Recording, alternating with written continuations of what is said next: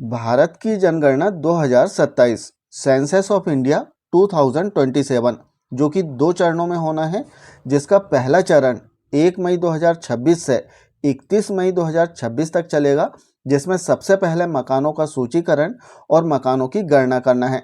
इसके द्वितीय चरण की हम बात करें तो 1 फरवरी 2027 से 28 फरवरी 2027 तक द्वितीय चरण होगा, जिसमें व्यक्तियों की गणना की जाएगी और जो जनगणना के आंकड़े हैं इसका प्रकाशन भारत सरकार के द्वारा 1 मार्च 2027 को प्रकाशित कर दिए जाएंगे। तो आइए देखते हैं कि जो HLO ऐप है इसके माध्यम से जनगणना कैसे करें, क्योंकि इस बार यदि हम देखें तो जनगणना में कुछ महत्वपूर्ण परिवर्तन किए गए हैं, जिसमें पहला परिवर्तन कि इस बार की जो जनगणना है पेपरलेस है, HLO ऐप के माध्यम से जनगणना की जाना है। और सेकंड जो परिवर्तन इसमें हुआ है कि सेल्फ एनुमरेशन फॉर्म का ऑप्शन इसमें दिया गया है। तो आइए देखते हैं कि जो HLO ऐप है इसके माध्यम से प्रगणक साथी किस प्रकार से जनगणना का प्रथम चरण में मकान का सूचीकरण और मकान की गणना करेंगे। इसमें एक बात बता दें कि जो HLO ऐप है आपको प्ले स्टोर से बहुत ही आसानी से मिल जाएगा, लेकिन इसके लिए आपके पास में जो एंड्रॉयड मोबाइल फ़ोन है उसका जो वर्जन है 11.0 या उससे अधिक होना चाहिए, तभी आपके मोबाइल में जो HLO ऐप है वो इंस्टॉल हो पाएगा। तो हमने प्ले स्टोर से जो HLO ऐप है इसे इंस्टॉल कर लिया। इंस्टॉल करने के बाद में अपना जो पासवर्ड है वो क्रिएट कर लिया, नया पासवर्ड बना लिया और जो पिन है इसे भी जनरेट कर लिया। अब हमें जो HLO ऐप है इसे ओपन करना है। ओपन करने के बाद में सबसे पहले पिन पूछा जाएगा यदि आपने पिन जनरेट कर लिया है तो, और यदि आपने पासवर्ड और पिन जनरेट नहीं किया है तो किस प्रकार से करें इसका वीडियो चैनल में अपलोड है, आप चाहें तो देख सकते हैं। हमने पिन जनरेट कर लिया है। यहाँ पर सिंपली हमें अपना जो पिन है वो फिल करना है, क्योंकि हम ट्रेनिंग ऐप के माध्यम से जानकारी चेक कर रहे हैं केवल एक डेमो के लिए, उदाहरण के लिए। तो जैसे हमने अपना पिन इसमें फिल किया, हम इसमें लॉगिन हो जाएंगे, जहां पर हमें डिटेल दिखाई देगी। अब यहाँ पर करना क्या है और कौन कौन सी सावधानी रखना है और कैसे वर्क करना है, आइए इसे हम समझते हैं। जैसे आप देखेंगे कि यहाँ पर आप देख सकते हैं लोकेशन विवरण HLB लिखा हुआ है। यहाँ पर आप क्लिक करेंगे तो आपका जो HLB है हाउस लिस्टिंग ब्लॉक उसका नंबर आएगा। यहाँ पर एक ही नंबर आएगा। समानता यदि हम देखें तो एक प्रकरण को एक HLB अलॉट किया गया है। हो सकता है कि एक प्रकरण को 2 HLB भी अलॉट हुए हों कहीं कहीं, लेकिन जनरली एक प्रकरण को एक HLB मिलेगा, HLB हाउस लिस्टिंग ब्लॉक। अब यहाँ पर आपको चेक कर लेना है कि जो HLB यहाँ पर सेलेक्ट हुआ है उसी से संबंधित डिटेल यहाँ पर आ रही है। साथ ही आप इसका मानचित्र भी देख सकते हैं। ऊपर जो 3 डॉट है इस पर जैसे आप क्लिक करेंगे तो यहाँ पर HLB मानचित्र लिखा हुआ है। इस पर क्लिक करके आप मानचित्र देख लें, डाउनलोड हो जाएगा, उसे चेक कर लें और देखें कि जो मानचित्र इसमें प्रदर्शित हो रहा है उसी की डिटेल इसमें प्रदर्शित हो रही है। और यदि डिटेल प्रदर्शित नहीं हो रही है तो आप अपने सुपरवाइजर से या फिर वरिष्ठ कार्यालय में इसकी सूचना दे सकते हैं, इसमें संशोधन करा सकते हैं, सुधार करा सकते हैं। अब सबसे पहला काम हमें जो करना है इसमें लिखना है हमें भवन की संख्या और नीचे जनगणना मकानों की संख्या। यहाँ पर हमें सावधानी रखना है। अब सबसे पहला जो काम हमें करना है 1 मई 2026 से 3 मई 2026 तक हमें अपने HLB का जो नजरी नक्शा है वो तैयार कर लेना है। नजरी नक्शा बनाने के बाद में आपको क्लियर हो जाएगा कि आपके HLB में कुल कितने भवन हैं और कुल कितने जनगणना मकान हैं। यहाँ पर जनगणना भवन और जनगणना जो मकान है इसमें कंफ्यूज नहीं होना है। भवन एक पूरा स्ट्रक्चर होगा और जो जनगणना मकान है हो सकता है कि एक भवन के अंदर एक से अधिक परिवार निवासरत हों, एक से अधिक ब्लॉक हों, तो जनगणना मकानों की संख्या अधिक हो सकती है, लेकिन भवनों की संख्या एक पूरे स्ट्रक्चर को हम एक भवन मानेंगे। तो यहाँ पर भवनों की जो संख्या आपके नजरी नक्शा में जितने भवन हैं उसकी संख्या आपको ऊपर फिल करना है और इसके बाद में नीचे आपको जो जनगणना मकान है उसकी संख्या दर्ज करना है। यहाँ पर ध्यान देने वाली बात, जो सावधानी हमें रखना है कि जो भवन की संख्या जैसे 50 हमने यहाँ पर लिखा है, तो जो जनगणना मकान है कम से कम 50 होंगे या 50 से अधिक होंगे, 50 से कम नहीं हो सकते। तो इस प्रकार से हमने जो भवन की संख्या और जनगणना मकानों की संख्या है अपने नजरी नक्शा के अनुसार इसमें दर्ज किया और अब हमें क्लिक करना है मकान सूचीकरण कार्य में। जैसे हम इस पर क्लिक करेंगे तो यहाँ पर चूँकि ट्रेनिंग ऐप है इसलिए इसमें मैसेज आ रहा है कि इस ऐप की जो जानकारी है वो 30 अप्रैल 2026 को हटा दिया जाएगा। तो हमें इसे ठीक कर देना है। अब जैसे ही हमने आगे प्रोसेस किया तो आप देख सकते हैं इसमें 6 बॉक्स आए हुए हैं। जहां पर पहला बॉक्स दिया गया है मकान सूची की प्रविष्टि, हमें सबसे पहले इसी बॉक्स पर क्लिक करके अपना जो वर्क है वो स्टार्ट करना है। इसके बाद में अन्य और भी ऑप्शन दिए गए हैं जिन पर क्लिक करके आप चेक कर सकते हैं, डेटा अपडेट कर सकते हैं, डेटा को एडिट कर सकते हैं, साथ ही डेटा को सिंक भी करना है। यहाँ पर सिंक डेटा करने के लिए एक ऑप्शन दिया गया है, 5वें नंबर का बॉक्स दिया गया है। इस पर क्लिक करने के बाद में आपके द्वारा जो सर्वे किया गया है, जो मकान की लिस्टिंग की गई है, उसका जो डेटा है आप सिंक कर सकते हैं। सिंक करने के लिए आपके मोबाइल में इंटरनेट का होना आवश्यक है। यदि सिंक नहीं कर रहे हैं, केवल सर्वे कर रहे हैं, आप डेटा इसमें फिल कर रहे हैं, तो ऑफलाइन जो ऐप है वो वर्क करेगा। साथ में लास्ट जो ऑप्शन दिया गया है, पूर्ण रूप से चिन्हित करें। यहाँ पर इस ऑप्शन का यूज केवल तभी होगा जब आपके सभी भवन और सभी जनगणना मकानों की जो प्रविष्टि है वो हो गई है। इसके बाद में आप इस पर क्लिक कर सकते हैं। सारांश देखें से आपने जितना वर्क किया है उसकी डिटेल आप इससे चेक कर सकते हैं। हमें मुख्य रूप से सबसे पहले तो जो पहला बॉक्स दिया गया है मकान सूची की प्रविष्टि, इस पर क्लिक करके अपना वर्क स्टार्ट करना है। तो हम इस पर क्लिक करते हैं। जैसे हम क्लिक करेंगे तो यहाँ पर आप देख सकते हैं कि लाइन क्रमांक लिखा हुआ है 004। यदि हमने पहले वर्क नहीं किया है, स्टार्ट कर रहे हैं, तो यहाँ पर लाइन क्रमांक 001 लिखकर आएगा। अब इसमें हमें क्या क्या सावधानी रखना है और कैसे वर्क करना है, कहाँ से वर्क करना है, आइए से हम समझते हैं। जैसे इसमें लाइन क्रमांक तो हम समझ गए कि 001, यदि पहले भवन में हम गए हैं तो यहाँ पर 001 आएगा। यहाँ पर आपको मैनुअली टाइप करना है भवन का नंबर। यहाँ पर लिखा हुआ है भवन नंबर दर्ज करें या चुनें। चुनने के लिए यदि पूर्व में हमने भवन का सर्वे कर लिया है तो यहाँ से आप जो ड्रॉप डाउन है यहाँ पर क्लिक करके आप भवन नंबर चुन सकते हैं।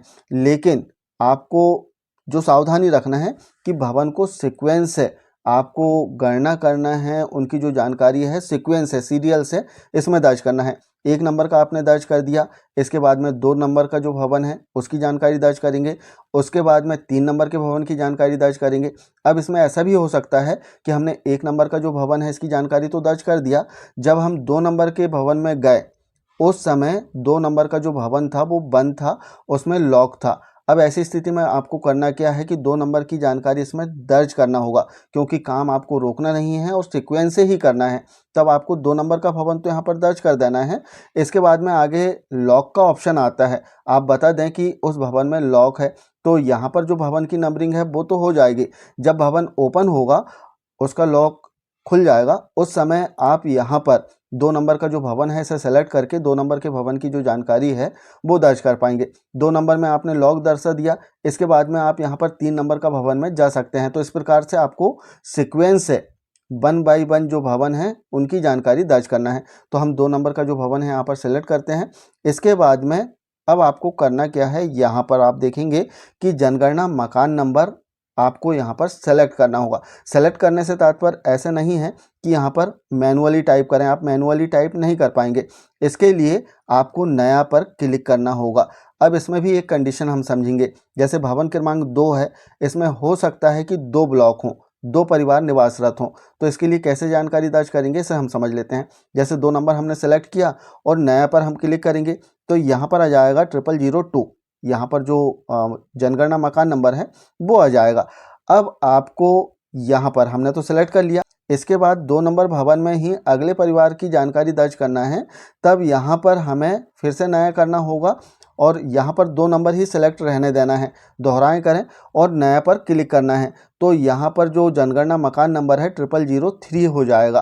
तो इस प्रकार से जो भवन नंबर है 2 रहेगा, लेकिन जनगणना मकान नंबर यहाँ पर बदल जाएंगे। तो हमें नया पर क्लिक करके जो जनगणना मकान नंबर है वो सेलेक्ट करना है। यहाँ पर मैनुअली टाइप नहीं होगा। हमने जानकारियों को यहाँ पर सेलेक्ट कर लिया, इसके बाद अगला पर क्लिक करेंगे। अब जैसे ही हमने अगले पर क्लिक किया तो यहाँ पर आप देख सकते हैं कि ऐसी ID संदर्भ लिखा हुआ है कि क्या परिवार ने स्वगणना पूरी कर ली है। इस बार यदि हम जनगणना में देखें तो सेल्फ एनुमरेशन जो स्वगणना है वो भी ऑनलाइन दी गई है, जिसमें व्यक्ति कर सकते हैं। यदि की हो तब आपको वहाँ पर क्लिक करना है और जो ऐसी ID है उसे जैसे ही आप डालेंगे तो उनके द्वारा जो जानकारी दर्ज की गई है वो सारी कुछ आपके मोबाइल में आ जाएगी। क्योंकि वर्तमान में ट्रेनिंग ऐप है इसलिए इसमें ऐसी ID अभी एक्सेप्ट नहीं करेगा। हम नहीं पर क्लिक कर देते हैं। जैसे हमने नहीं पर क्लिक किया तो अब आप देखेंगे कि यहाँ से प्रश्नों की जो जानकारी है, सामग्री का विवरण या फिर जो अन्य जानकारी है उसके प्रश्न यहाँ पर आने लगे हैं। इसमें यदि हम देखें तो कुल 33 क्वेश्चन पूछे जाएंगे। यदि मोबाइल नंबर को छोड़ दें तो मोबाइल नंबर मुखिया का मांगा जाता है 34 नंबर का प्रश्न हो जाएगा। समान रूप से यदि हम देखें तो 33 प्रश्न हैं, मोबाइल नंबर को मिलाकर 34 प्रश्न इसमें पूछे जाते हैं, जिसमें चौथा प्रश्न है जो कि फर्श से संबंधित, जो जनगणना मकान है इसके फर्श से संबंधित है कि इसमें जो फर्श है इसमें कौन सी प्रमुख सामग्री प्रयुक्त की गई है। तो इसमें ऑप्शन दिए गए हैं 6 ऑप्शन। यदि इनमें से कोई अन्य ऑप्शन हो तो 7वां विकल्प भी दिया गया है, तो आपको अच्छे से चेक कर लेना है। और दूसरी एक महत्वपूर्ण बात इसमें बताना चाहेंगे, जैसे प्रशिक्षण में भी आपको बताया गया होगा कि मैक्सिमम जिस सामग्री का यूज़ किया गया है वो ऑप्शन आपको इसमें सेलेक्ट करना है, लेकिन जो मुखिया है या जो परिवार का सदस्य आपको जानकारी दे रहा है उनसे पूछ के, आपको अपने मन से इसमें जानकारियों को सेलेक्ट नहीं करना है, इसमें उनसे पूछ के जानकारी दर्ज करना है और मैक्सिमम जिस सामग्री का यूज़ हुआ है उस सामग्री को आपको इसमें सेलेक्ट करना है। तो जैसे पहला जो ऑप्शन है इसमें हम ऑप्शन सेलेक्ट करते हैं सीमेंट का, इसके बाद अगला पर क्लिक कर देंगे। अगले पर जैसे हम क्लिक करते हैं तो इसमें 5वां क्वेश्चन आता है, जनगणना मकान की दीवार में प्रयुक्त प्रमुख सामग्री, दीवार में कौन सी सामग्री यूज़ की गई है।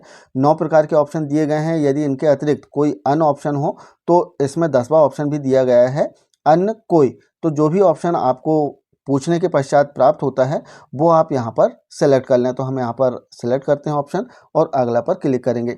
अगला जो 6वां क्वेश्चन है कि जो छत है इसमें प्रयुक्त प्रमुख सामग्री कौन सी है। तो जो भी सामग्री हो पूछने के पश्चात आपको इसमें सेलेक्ट कर लेना है। ध्यान देने वाली बात कि हो सकता है कि जैसे हम छत की बात करें तो छत में ऐसा भी हो सकता है कि आधी कंक्रीट हो और आधे में कबेलू हो, जो देसी कबेलू या फिर अन्य कोई कबेलू हो, या फिर हो सकता है पन्नी लगी हो, या फिर हो सकता है कि जो चादर होती है, जो कहें हम लोहे की चादर होती है, वो लगी हो। तो आपको यहाँ पर ध्यान देना है कि मैक्सिमम 60% जो भी सामग्री हो, जैसे कंक्रीट 60% में हो तो कंक्रीट आप यहाँ पर सेलेक्ट कर सकते हैं, लेकिन मुखिया से पूछने के पश्चात। तो मैक्सिमम जो भी सामग्री इसमें हो वो ऑप्शन सेलेक्ट करना है, अगला पर क्लिक कर देना है। इसके बाद में जनगणना मकान के उपयोग का पता लगाएं कि जो जनगणना मकान है इसका उपयोग किस प्रकार से किया जा रहा है, केवल आवास के लिए या फिर आवास सह अन्य उपयोग के लिए, दुकान के लिए, कार्यालय के लिए, स्कूल कॉलेज के लिए। इस प्रकार से इसमें 9 ऑप्शन दिए गए हैं, जो भी ऑप्शन हो वो सिलेक्ट करें, या फिर जो जनगणना मकान है वो खाली है तो 10वां ऑप्शन इसमें दिया गया है। तो जो भी ऑप्शन वहाँ पता होता है, आपको पता चलता है, वो सिलेक्ट करते हैं आप और अगला पर क्लिक कर दें। क्लिक करने के बाद में जनगणना मकान की स्थिति आपको बताना है कि अच्छी है, बहुत अच्छी स्थिति है, इसमें किसी प्रकार की कोई मरम्मत की आवश्यकता नहीं है। सेकंड जो है रहने योग्य, अर्थात इसमें कुछ मरम्मत की आवश्यकता है। थर्ड जो इसमें दिया गया है जीर्ण शीर्ण, अर्थात इसमें मेजर रिपेयर, बहुत अधिक मरम्मत की आवश्यकता है। तो भवन आप देख लें, उनसे पूछें और जो भी ऑप्शन उस भवन के लिए हो वो सेलेक्ट करें, अगला पर क्लिक कर दें। अब यहाँ पर आप देखेंगे कि परिवार क्रमांक लिखा हुआ है, जो कि जो ऐप है वो ऑटो जनरेट कर देगा। इसके बाद में इस परिवार में सामान्यतः रहने वाले व्यक्तियों की कुल संख्या, परिवार में कुल कितने सदस्य रहते हैं उसकी संख्या आपको यहाँ पर दर्ज करना है। दर्ज करने के बाद में परिवार के मुखिया का नाम यहाँ पर आपको दर्ज करना है। मुखिया का जो नाम है वो आपको हिंदी में यहाँ पर टाइप करना होगा और हिंदी में टाइप करने के बाद में अगला पर क्लिक कर दें। जैसे आप अगला पर क्लिक करेंगे तो अब जो परिवार का मुखिया है उसका जेंडर पूछा जाएगा कि जेंडर क्या है, पुरुष है, स्त्री है, ट्रांसजेंडर है। तो जो भी ऑप्शन हो वो सिलेक्ट करें। साथ ही इसमें जो कैटेगरी है परिवार की वो पूछी जाएगी कि परिवार SC है, ST है। इसमें 2 ही कैटेगरी दी गई है, अनुसूचित जाति और अनुसूचित जनजाति। यदि OBC है, जनरल है या फिर अन्य कैटेगरी के हैं तब आपको थर्ड ऑप्शन सेलेक्ट करना है। और यदि SC ST हो तो इसके लिए ऑप्शन दिए गए हैं। SC और ST कौन हो सकते हैं इसकी सूची देखने के लिए आप यहाँ पर क्लिक कर सकते हैं, या फिर इसकी जो सूची है वो भी डाउनलोड कर सकते हैं। तो यहाँ पर ऑप्शनों का चयन करें और अगला पर क्लिक कर दें। क्लिक करने के बाद में इस मकान के स्वामित्व की स्थिति कि मकान किसका है, स्वयं का है, किराए का है, किराए का परंतु अन्यत्र अपना मकान है, अर्थात किराए के मकान में रह रहे हैं परंतु पैतृक गांव में स्वयं का मकान है। तो इसमें ऑप्शन दिए गए हैं जैसे किराए का एवं अपना कोई मकान नहीं या अन्य कोई। तो जो भी ऑप्शन हो वो सेलेक्ट करें। साथ ही रहने के लिए उपलब्ध कमरों की संख्या, यहाँ पर महत्वपूर्ण क्वेश्चन है, इसमें सावधानी से आपको जानकारी को दर्ज करना है पूछ के। साथ ही इसमें बता दें कि कुछ जो कमरे हैं वो गिने नहीं जाएंगे, जैसे हम बात करें किचन सेट की, या फिर बात करें हम शौचालय की, टॉयलेट जो है उसकी बात करें, या फिर बरामदे की। तो इस प्रकार से प्रशिक्षण में भी आपको बताया गया है कि किन कमरों की काउंटिंग करना है और किन कमरों की काउंटिंग नहीं करना है। तो यहाँ पर कमरों की जो संख्या है वो आपको टाइप करना है, लिखना है, और इसके बाद में विवाहित दंपतियों की संख्या दर्ज करें। यहाँ पर आपको विवाहित दंपतियों की जो संख्या है वो दर्ज करना है कि उस परिवार में विवाहित दंपति कितने हैं। इसमें एक समान क्वेश्चन जो आया था वो बता दें कि जैसे हो सकता है कि एक पुरुष है, उनकी 2 पत्नियां हैं। अब ऐसी स्थिति में एक पुरुष 2 पत्नियां, इन्हें 2 दंपति काउंट किया जाएगा। लेकिन इसके विपरीत यदि हम बात करें, एक महिला है, एक पत्नी है जिसके 2 पति हैं, तब ऐसी स्थिति में केवल एक दंपति यहाँ पर काउंट होंगे। तो समान से क्वेश्चन है जो कि प्रशिक्षण में भी आपको बताया होगा, या फिर जो निर्देशिका है उसका भी आप अवलोकन कर सकते हैं। तो यहाँ पर दंपति की जो संख्या है वो फिल करना है और अगला पर क्लिक कर दें। क्लिक करने के बाद में यहाँ पर पेयजल के मुख्य स्रोत क्या हैं आपको बहुत ही सावधानी से देखना है। नल का पानी उपचारित स्रोत से अर्थात फिल्टर वाला पानी है। सेकंड जो इसमें दिया गया है, नल का पानी अनउपचारित स्रोत से, कुआं से, हैंडपंप से। जो भी ऑप्शन बताया जाता है वो सेलेक्ट करना है, अगला पर क्लिक करना है। या इनके अतिरिक्त कोई भी ऑप्शन ना हो तो अन्य स्रोत आप यहाँ पर सेलेक्ट कर सकते हैं, अगला पर क्लिक कर दें। पेयजल स्रोत की जो उपलब्धता है वो कैसी है, परिसर के अंदर है, परिसर के निकट है या दूर है, जैसा भी हो वो आपको सेलेक्ट कर लेना है, अगला पर क्लिक कर देना है। प्रकाश के मुख्य स्रोत क्या है, बिजली है, मिट्टी का तेल, सौर ऊर्जा, जो भी हो। सौर ऊर्जा भी जो है वो हो सकता है, बिजली तो मैक्सिमम होगा ही। तो ऑप्शनों का आपको चयन करना है, अगला पर क्लिक कर देना है। शौचालय की जो उपलब्धता है इस विषय में आपको जानकारी देना है कि केवल परिवार के लिए है, अन्य परिवार के साथ साझे में है, या सार्वजनिक शौचालय है, या फिर शौचालय नहीं है, खुले में शौच करते हैं।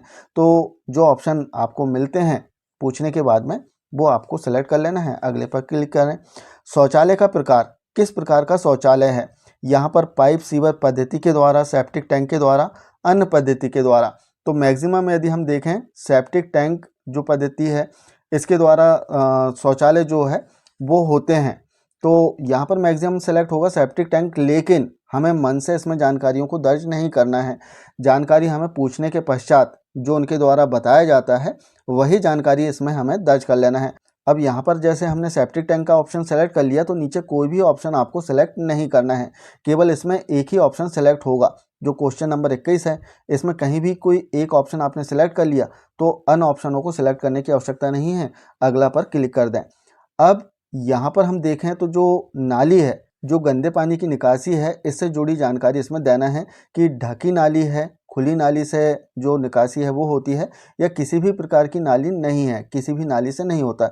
जो भी ऑप्शन पता चलता है वो सेलेक्ट करना है, अगला पर क्लिक कर दें। 23वें नंबर का क्वेश्चन, परिसर के अंदर स्नान सुविधा की उपलब्धता, स्नान गृह है, छत के बिना आता है या फिर नहीं है। यदि है तो आप पहला ऑप्शन सेलेक्ट करें, नहीं है तो थर्ड ऑप्शन सेलेक्ट करें, या है बिना छत के हैं तो सेकंड ऑप्शन सेलेक्ट कर लें और अगला पर क्लिक करें। अब रसोई घर और एलपीजी पीएनजी गैस कनेक्शन की उपलब्धता, इसमें हमें बताना है कि एलपीजी पीएनजी गैस कनेक्शन उपलब्ध है नहीं है। जैसे रसोई घर में खाना पकाते हैं और एलपीजी पीएनजी गैस कनेक्शन है तब पहला ऑप्शन सेलेक्ट कर लें। जैसे आप एक ऑप्शन सेलेक्ट करेंगे तो फिर अन्य जो ऑप्शन है वो आपको सेलेक्ट नहीं करने हैं। इसमें एक और बात कि ऐसा भी हो सकता है कि खाना नहीं पकाते, वो खाना ऑनलाइन बुलाते हैं या फिर कोई और व्यवस्था है, तो इसमें 7वां नंबर का जो ऑप्शन है वो भी दिया गया है। और अन्य भी और ऑप्शन इसमें दिए गए हैं कि घर के भीतर खाना पकाते हैं परंतु रसोई घर नहीं है, खुले में घर के बाहर खाना पकाते हैं। इस प्रकार से इसमें ऑप्शन दिए गए हैं। पूछने के पश्चात जो भी उत्तर मिले वो ऑप्शन आपको सेलेक्ट करना है और अगला पर क्लिक कर देना है। अब खाना पकाने के लिए प्रयुक्त मुख्य ईंधन कौन सा है, जलाऊ लकड़ी है, फसल का अवशेष है, उपले हैं, या फिर मिट्टी का तेल है, या फिर एलपीजी पीएनजी है। तो जो भी ऑप्शन पता चलता है, मैक्सिमम यदि हम देखें तो उज्ज्वला गैस कनेक्शन योजना अंतर्गत एलपीजी गैस कनेक्शन की उपलब्धता प्रत्येक घर में लगभग हो चुकी है, लेकिन हमें पूछने के पश्चात ही इसमें जानकारियों को दर्ज करना है। जानकारी दर्ज करें, अगला पर क्लिक कर दें। अब 26 नंबर का क्वेश्चन दिया गया है, रेडियो ट्रांजिस्टर है या नहीं है। यदि है तो किस प्रकार से सुनते हैं, परंपरागत रेडियो सेट है, या मोबाइल स्मार्टफोन पर है, या फिर अन्य किसी उपकरण में है और नहीं है तो चौथा नंबर का ऑप्शन इसमें दिया गया है। समान रूप से यदि रेडियो नहीं है तो मोबाइल स्मार्टफोन में भी जो रेडियो होता है उससे भी सुना जा सकता है। तो यदि ऑप्शन वो बताते हैं तो इस प्रकार से आप सेलेक्ट कर सकते हैं और अगला पर क्लिक कर दें। इसके बाद टेलीविज़न, टेलीविज़न किस प्रकार से देखा जाता है, जो टीवी है किस प्रकार से देखते हैं। दूरदर्शन मुफ्त डिश के माध्यम से, अन्य डीटीएच डिश के माध्यम से, केबल कनेक्शन के माध्यम से, या फिर अन्य कोई और भी विकल्प है उनके पास में, या फिर ऐसा भी हो सकता है कि टेलीविज़न ना हो। तो इसके लिए 5वें नंबर का ऑप्शन दिया गया है। तो जो भी ऑप्शन इसमें हो वो सेलेक्ट करें, अगला पर क्लिक कर दें। इंटरनेट की सुविधा लैपटॉप कंप्यूटर में, मोबाइल स्मार्टफोन में है। जनरली यदि हम देखें तो मोबाइल स्मार्टफोन में होती है, या फिर अन्य किसी उपकरण में जो डिवाइस है उसके माध्यम से इंटरनेट की सुविधा है, या नहीं हो तो चौथे नंबर का भी ऑप्शन दिया गया है। इसके बाद में 29 नंबर का जो क्वेश्चन है, लैपटॉप कंप्यूटर आपके घर में है या नहीं वो पूछना है। यदि हो तो हाँ पर क्लिक करें, ना हो तो नहीं पर और अगला पर क्लिक कर दें। इसके बाद में टेलीफोन और मोबाइल फ़ोन स्मार्टफोन है या नहीं है। इसमें पहला जो दिया गया है केवल लैंडलाइन है, सेकंड स्मार्टफोन है, थर्ड जो इसमें दिया गया है अनसाधारण मोबाइल है, अर्थात कीपैड वाला जो मोबाइल है वो हो सकता है, या फिर चौथा नंबर का ऑप्शन है कि लैंडलाइन भी है स्मार्टफोन भी है। इस प्रकार से चौथा नंबर दोनों में आप सेलेक्ट कर सकते हैं, या ना हो तब 5वें नंबर का ऑप्शन इसमें दिया गया है। जनरली स्मार्टफोन मिल सकते हैं, तो हम इस ऑप्शन को सेलेक्ट करते हैं पूछने के बाद में और अगला पर क्लिक कर दें। अब हम देखें तो 31 नंबर का क्वेश्चन आ गया है, साइकिल और स्कूटर मोटरसाइकिल मोपेड की उपलब्धता, क्या क्या उपलब्ध है उस परिवार में। जो भी उपलब्ध हो आप यहाँ से बता सकते हैं, साइकिल, स्कूटर, मोटरसाइकिल, मोपेड, या दोनों हो तो थर्ड नंबर का ऑप्शन, नहीं हो तो चौथे नंबर का ऑप्शन।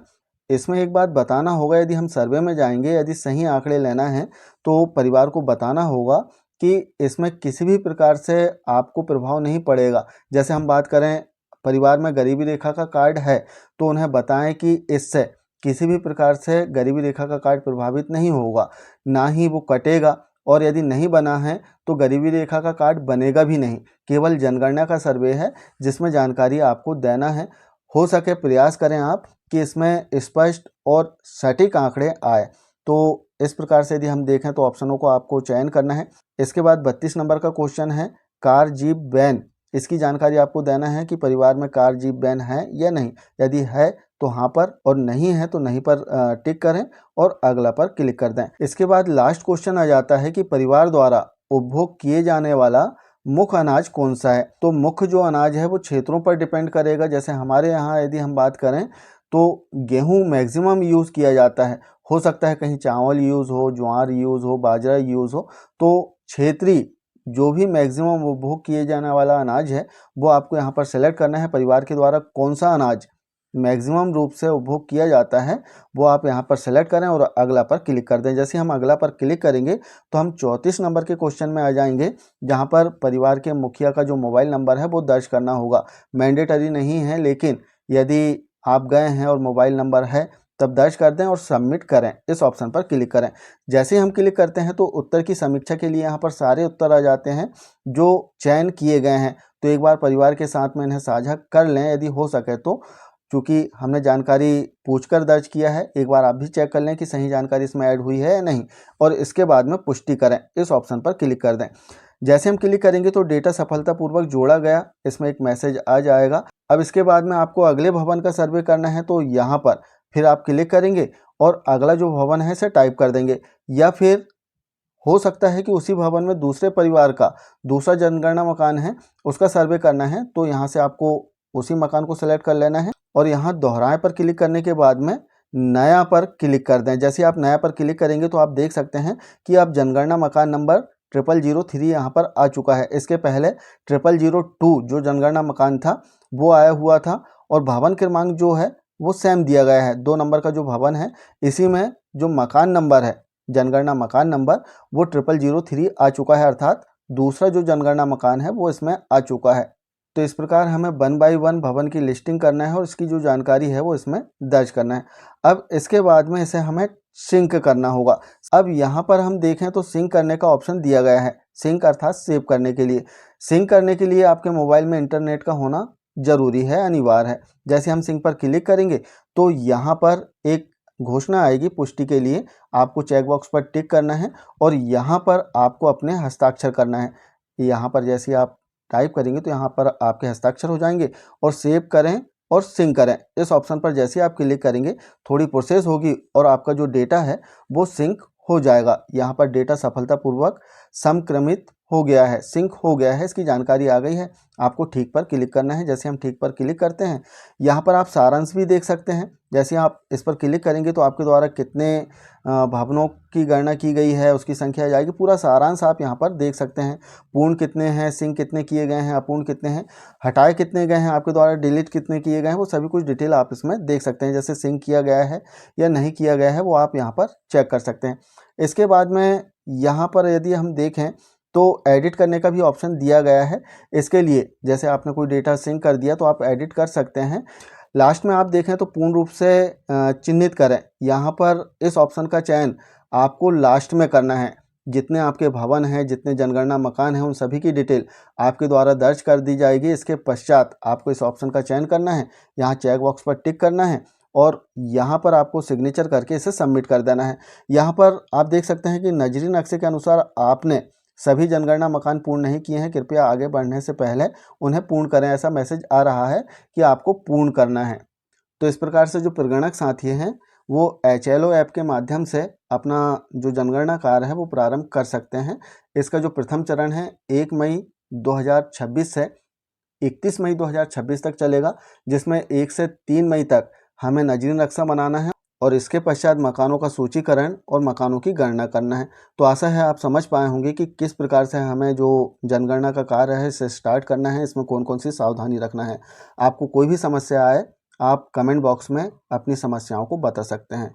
तो आशा है जानकारी आप समझ पाए होंगे। मिलते हैं कुछ इसी प्रकार की जानकारियों के साथ में नेक्स्ट वीडियो में। तब तक के लिए जय हिंद।